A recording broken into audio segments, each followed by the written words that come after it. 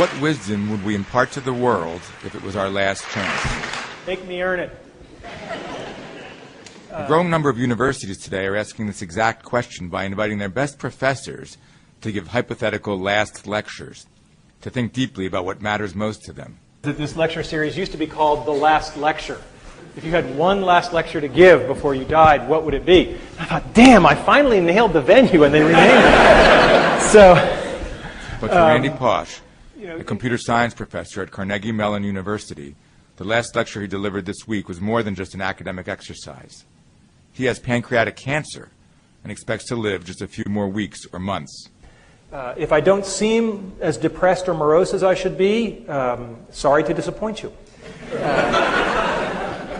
And I assure you, I am not in denial. I am in phenomenally good health right now. I mean, it's the greatest thing of cognitive dissonance you will ever see is the fact that I am in really good shape. In fact, I'm in better shape than most of you.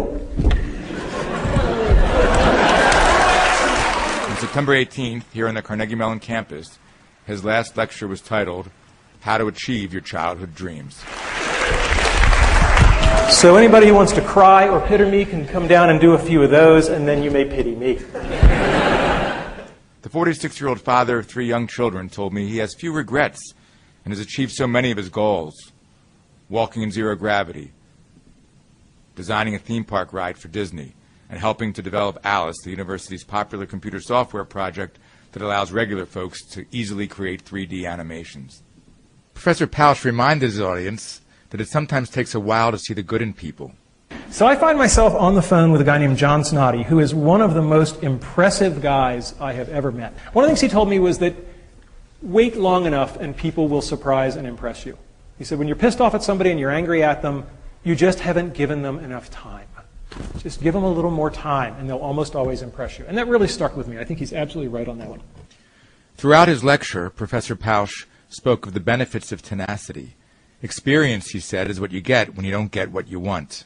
When I was a kid, I was 8 years old, and our family took a trip cross-country to see Disneyland. And I just thought this was just the coolest environment I'd ever been in. And instead of saying, gee, I want to experience this, I said, I want to make stuff like this. And so I bided my time, and then I graduated with my PhD from Carnegie Mellon, thinking that meant me infinitely qualified to do anything. And I dashed off my letters of application to Walt Disney Imagineering, and they sent me some of the damn nicest go-to-hell letters I've ever gotten. Now think about the fact that you're getting this from a place that's famous for guys who sweep the street, right?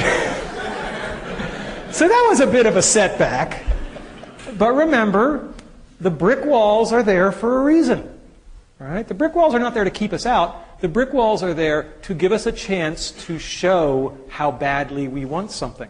Because the brick walls are there to stop the people who don't want it badly enough. They're there to stop the other people.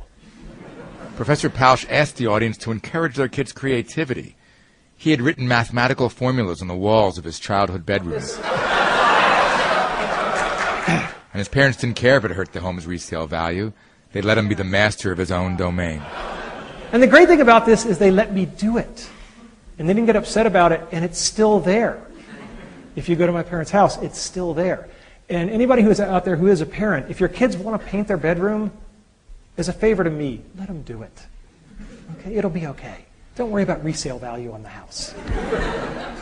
Professor Pausch says more of us should think about what we would say if it was our last chance to say it.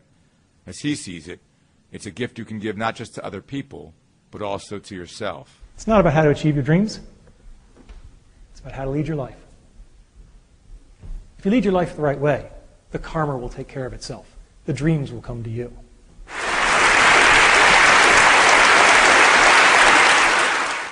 I'm Jeff Zaslow, Moving On columnist for the Personal Journal.